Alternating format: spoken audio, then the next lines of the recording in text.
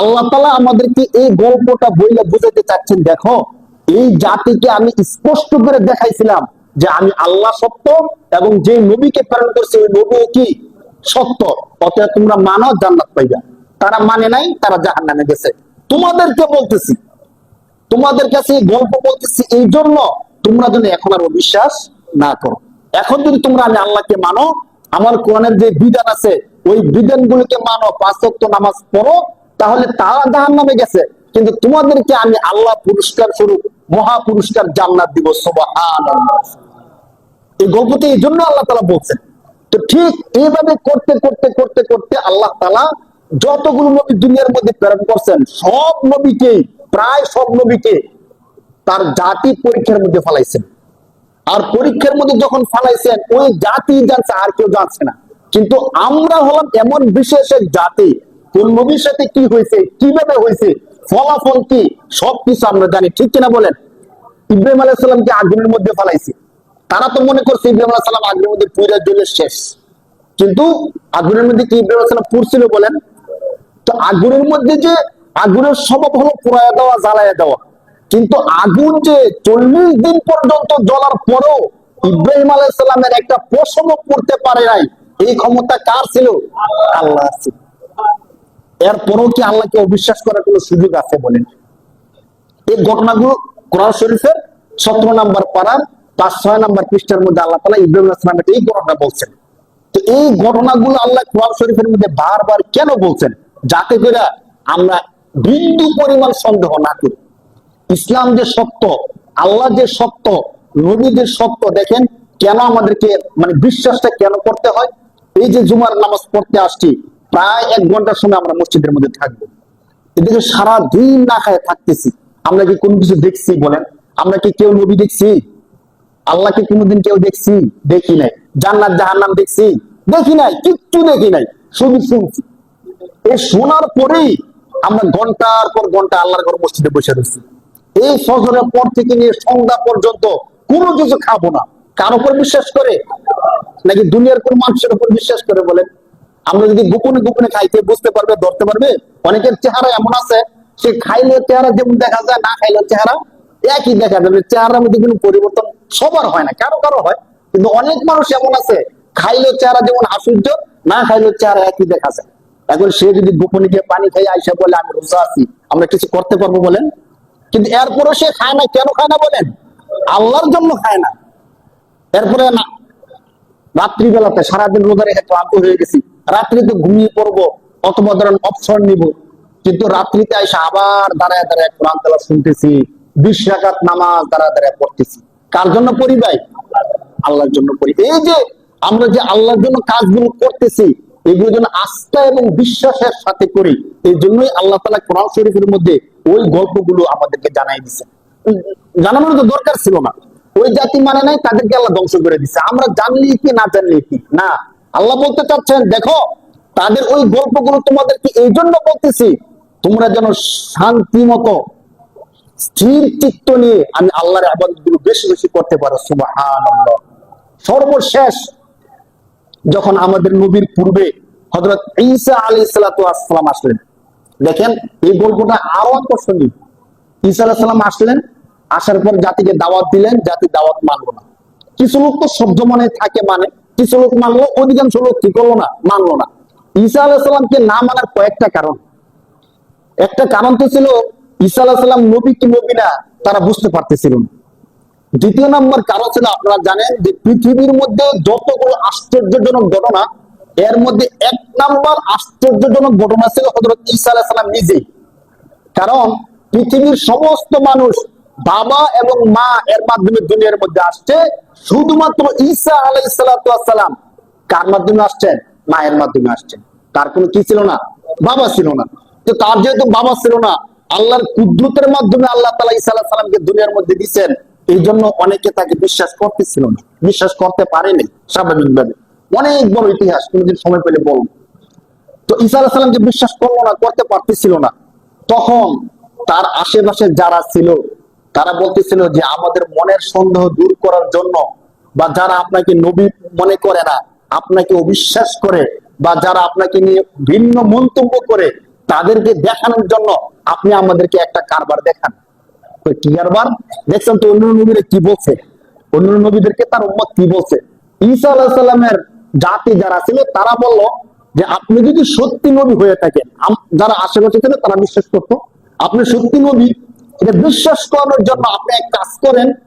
আপনি যে বলছেন যে আল্লাহ আছে, জান্নাত আছে, জাহান্নাম আছে, সবকিছু আছে, আপনি এক কাজ করেন, জান্নাত থেকে আমাদের জন্য একবেলা খাবারের ব্যবস্থা করেন। সুবহানাল্লাহ। ঠিক আছে, দেখেন আমরা মৃত্যুবরণ করার পরে জান্নাতে গেলে আর পরে আল্লাহ কি দিবেন? জান্নাতের খাবার দিবেন।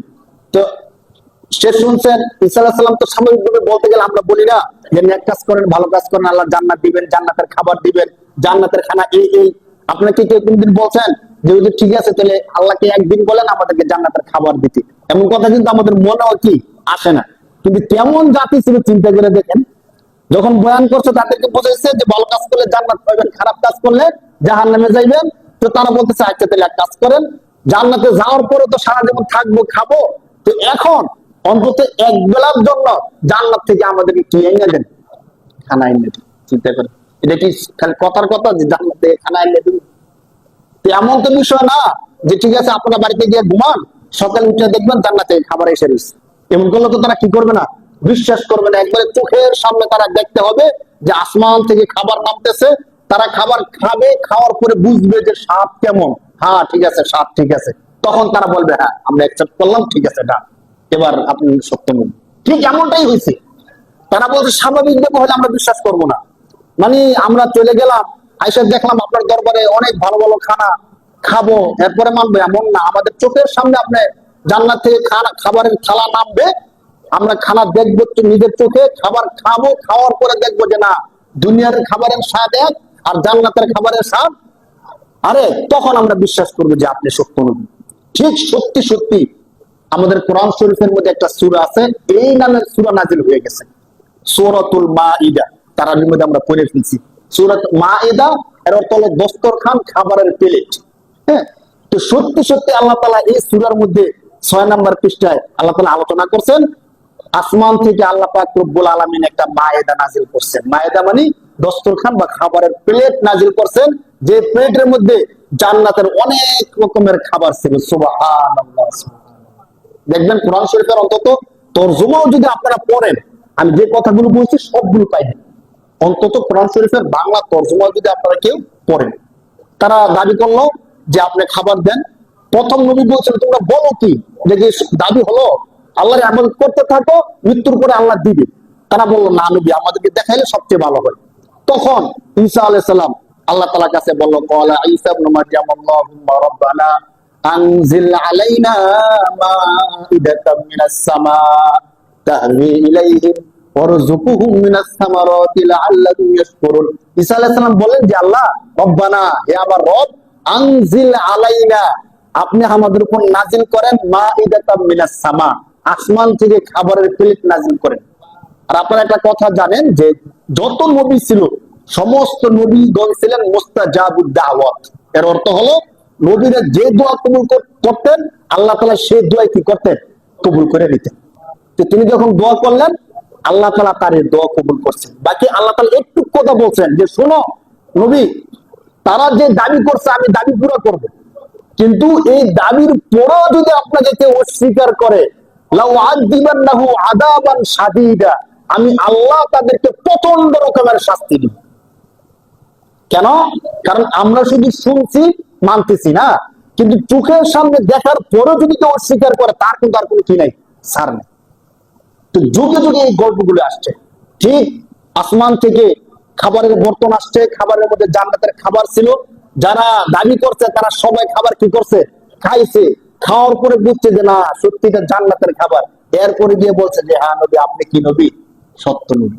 চিন্তা করে দেখেন, এই ঘটনা হলো আমাদের নবীর আগের নবীর ঘটনা, হযরত ঈসা আলাইহিস সালামের ঘটনা। এই ঘটনাগুলোই তো প্রমাণ হয়ে যায় যে আল্লাহ সত্য, ইসলাম সত্য, নবী সত্য। ঠিক কিনা বলেন?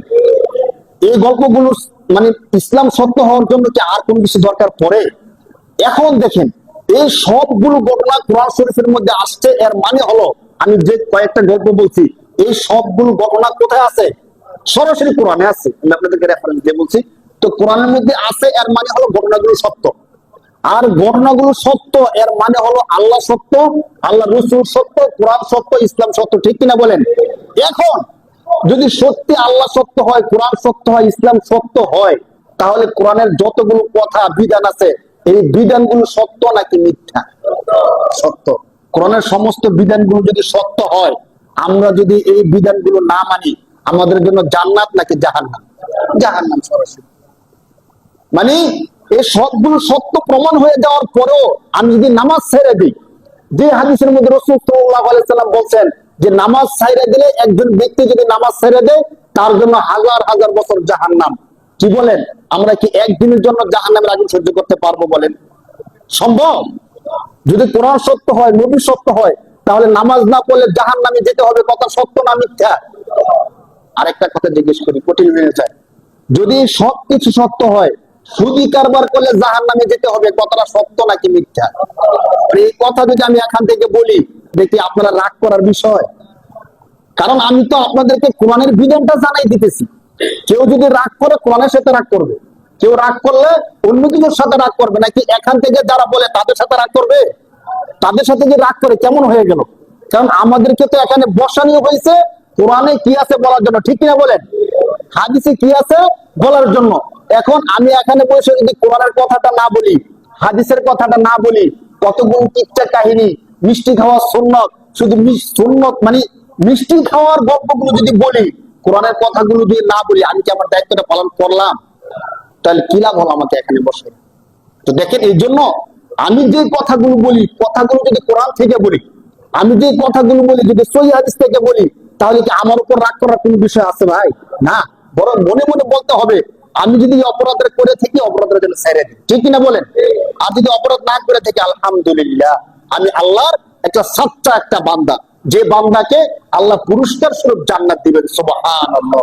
আল্লাহ বলছেন, বান্দা তোমরা যদি দুনিয়ায় থেকে কোরআনকে সত্য মেনে কোরআনের বিধানগুলো মানতে পারো, আমি আল্লাহ আ'আদাতু লিইবাদিয়াস সালিহিন মা লা আইনুন রাআত ওয়ালা উযুনুন সামিআত ওয়ালা খাতারা আলা কলবি বাশার।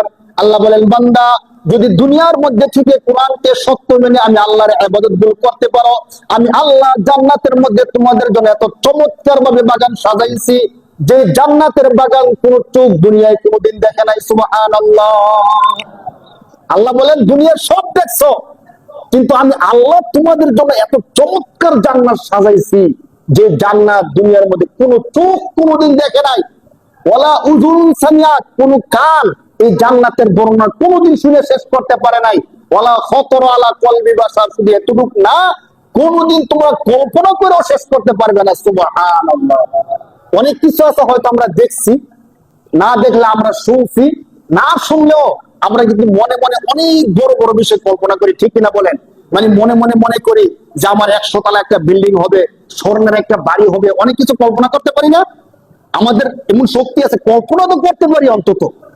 কিন্তু আল্লাহ বলতেছেন, বান্দা আমি আল্লাহ যে জান্নাত তোমাদের জন্য সাজাইছি, তোমরা কল্পনাও করতে পারবা না, এত সুন্দর। সুবহানাল্লাহ। চিন্তা করে দেখেন তো ভাই, ওই জান্নাত যদি পাইতে হয়, আমাদেরকে আল্লাহর বিধানগুলো মানতে হবে কি হবে না বলেন ভাই? যে আল্লাহ আমাদেরকে নামাজ পড়ার জন্য বলছেন, মসজিদে আসছি নামাজ পড়তে, ওই আল্লাহ আমাদেরকে আবার যাকাত দেওয়ার কথা বলছে, ঠিক কিনা বলেন? যে আল্লাহ নামাজ পড়তে বলছেন, সে আল্লাহ কি দিতে বলছেন? যাকাত দিতে বলছেন। অতএব আমরা যেমন নামাজ পড়তেছি, আল্লাহর বিধান মানতেছি, ঠিক যাকাত যদি দেই, তাহলে কার বিধান মানা হবে? আল্লাহর বিধান। যাকাত যদি না দেই, আল্লাহর বিধান মানা হবে না। এমন না যে আল্লাহর একটা বিধান মানলাম আর একটা বিধান মানলাম না, এর নাম মুসলমান না। যদি মানি, আমাকে সবই মানতে হবে। যদি আমাকে জান্নাত পেতে হয়, কি করতে হবে ভাই? সবই মানতে হবে। রমজান মাস আপনারা জানেন, প্রতি বছরই এই মাস যখন ঘুরে আসে, অন্য অন্য সমস্ত ইবাদতের সাথে গুরুত্বপূর্ণ একটা ইবাদত থাকে, দান সদকা। কি ভাই? দান সদকা। অতএব আমরা যেন যাকাতের যে টাকাটা দেই, ফিতরের যে টাকাটা দেই, দান সদকা করলে যেমন সওয়াব হয়, যাকাত এবং ফিতরা গুলো আদায় করে এর চেয়ে আরো অনেক বেশি সওয়াব হয়। সুবহানাল্লাহ। এই জন্য আপনারা একটা কাজ করবেন, আমাদের যত সম্পদ আছে যাকাত দেওয়ার, সবাই যদি, অনেকে এমন মনে করে কি, আমার যে অবস্থা, যে টাকা পয়সা ঋণ, আমার মনে হয় যাকাত আসে না। মানে আমরা মনে মনে কই যে আমার মনে হয় যাকাত আসে না, শেষ, যাকাত আর দেই না। এমন না করি ভাই। আপনি মনে মনে ভাবতেছেন আমার মনে হয় জাকাত আসবে না, আমার তো অনেক টাকা ঋণ। কিন্তু যদি এমন হয় যে মাসালায় কোন দিক থেকে এমন হয়েছে যে আপনার জাকাত আসে, তখন আপনি কি করবেন? আপনি ভাবছেন জাকাত আসে না, এই জন্য আপনার জাকাত দিলেন না, কিন্তু শরিয়ার দৃষ্টিকোণ থেকে আপনার জাকাত আসছে। তো জাকাত না দেওয়ার কারণে যে টাকাটা রয়ে গেছে, এই টাকাটা হয়তো আপনি খাইবেন, নয়তো আপনার স্ত্রী খাবে, নয়তো আপনার রাইখে দিয়ে দিলে আপনার সন্তানরা খাইবে। তাহলে আপনার সন্তানরা কিসের টাকা খাইছে ভাই? জাকাতের টাকা খাইছে। কেমন হয়ে গেল কোন বিষয়টা? অনেক মা বোনরা আছে কানের মধ্যে জিনিস পরিধান করে, স্বর্ণের জিনিস পরিধান করে, স্বর্ণের মালিক। তো মনে করে কি যে স্বর্ণের জিনিস পরিধান করতেছে, স্বর্ণের জিনিস পরিধান করতেছে, এগুলোর উপর কি আর জাকাত আসে? জাকাত দেন। তাহলে আপনি জাকাত না দেওয়ার কারণে মনে করছে জাকাত আসে না, এই জন্য জাকাত দেয় না। তাহলে প্রতি বছর বছর জাকাত না দেওয়ার কারণে কতগুলো গুনাহ আমাদের হচ্ছে। মা বোনরা যে স্বর্ণের জিনিসগুলো পরিধান করে, আপনাদেরকে ছোট্ট একটা মাসালা আজকে বলে দিই, এরপরের জুমায় আমরা জাকাত এবং জাকাতের মাসালাগুলো বিস্তারিত বলবো। মা বোনরা যে স্বর্ণ রূপা ইত্যাদি পরিধান করে, তার উপর জাকাত আসে যদি জাকাতের যোগ্য হয়। যেমন আপনাদেরকে বলি, জাকাত এবং জাকাতের বিষয়টা হলো, যখন 52.5 ভরি রূপা এবং 7.5 ভরি স্বর্ণ হয়, তখন জাকাত আসে। তো আপনারা অনেকে এমন আছে যে আমাদের কাছে তো এত স্বর্ণ এত রূপা নাই, এই জন্য মানে আমরা যে ভুলটা বুঝি, কেন বুঝি আপনাদেরকে একটু বলি। মানে মনে করি কি 7.5 ভরি স্বর্ণ এ তো 15-16 লাখ টাকার কারবার, আর 52.5 ভরি রূপা অনেক টাকা না? তো এত কিছু তো আমাদের নাই, তো জাকাত কিভাবে আসবে? এটা তো একটা মাসালা। বাকি কোন মায়ের কাছে যদি, কোন মা বা বোনের কাছে যদি আপনার স্বর্ণ থাকে, রূপাও থাকে, কিছু নগদ টাকাও থাকে, তখন সবকিছু মিলে যদি এর মূল্য 80 থেকে 90 হাজার টাকা হয়, তখন জাকাত ফরজ হয়েছে। এখন 7.5 ভরি 52 ভরি কখন? যদি কোনো কারো কাছে শুধু স্বর্ণ আছে আর কিচ্ছু নাই, রূপাও নাই, টাকাও নাই, কি আছে শুধু ভাই? শুধু স্বর্ণ, তখন 7.5 ভরি। আর টাকাও নাই, স্বর্ণও নাই, শুধু রূপা আছে, তাহলে 52.5 ভরি। আর যদি এমন হয় স্বর্ণ এবং রূপা দুইটা একসাথে আছে, তখন মূল্য যদি, তখন আর ভরি টরি কোনো কিছু না, তখন মূল্য চলে আসে। তখন মূল্য যদি 80 থেকে 90 হাজার টাকা হয়, জাকাত খরচ হয়ে যায়। ধরেন স্বর্ণ আছে 50,000 টাকার, রূপা আছে 20,000 টাকার, কত হইল? 70,000। আর নগদ টাকা আছে 10,000, কত হইল? 80,000। তাহলে তারপর জাকাত চলে আসবে। 40 ভাগের 1 ভাগ, 40-এ 1,000, 80-তে কত হাজার? 2,000 টাকা জাকাত দিতে হয়। জাকাত যদি কেউ দেয়, তার সওয়াব হিসাবে ওলামায়ে কেরামগণ বলছেন, 1 নম্বরে তার ইসলাম শরিয়া পূর্ণ হয়, 2 নম্বরে তার মালের মধ্যে আল্লাহ বরকত দেন, 3 নম্বরে সমস্ত রোগ বালা মুসিবত আযাব গজব থেকে আল্লাহ বান্দাকে রক্ষা করে। সুবহানাল্লাহ। এজন্য জাকাতকে আমরা চাপ না মনে কইরা, আল্লাহর পক্ষ থেকে রহমত মনে কইরা, আমাদের যাদের উপর জাকাত আসছে আমরা সবাই হিসাব করে জাকাত গুলো দিয়ে দেব ইনশাআল্লাহ। আপনাদের কাছে আমার একটা কথা হলো, আপনারা এককভাবে কোন একজন আলিমের সাথে যোগাযোগ করেন, সবাই একজন আলিমের সাথে যোগাযোগ করেন যে আমার এই আছে এই নাই, আমি এই অবস্থায় আছি, এখন ওদের আপনি বলেন আমার জাকাত আসে কিনা, বা আমার ফিতরা দিতে হয় কিনা। জাকাত দিতে হলে কত দিতে হবে, ফিতরা দিতে হলে কত দিতে হবে। একজন আলিমের সাথে আমরা তো কথাগুলো বলে দিই সবার জন্য, তো সবার জন্য কথাগুলো বলতে গেলে বিস্তারিত বলা যায় না, মোটা দাগে কথাগুলো বলতে হয়। তো আপনারা বিস্তারিত জানতে হলে একজন আলিমের সাথে বসেন, বৈশা তার সাথে শেয়ার করেন এবং শরীয়তের নিয়ম মেনে জাকাত দেন। ইনশাআল্লাহ মালের মধ্যে বরকত দিবে কে বলেন? বিপদ আপদ থেকে বাঁচাবে কে? আল্লাহ তাআলা তৌফিক দান করুন বলে আমিন।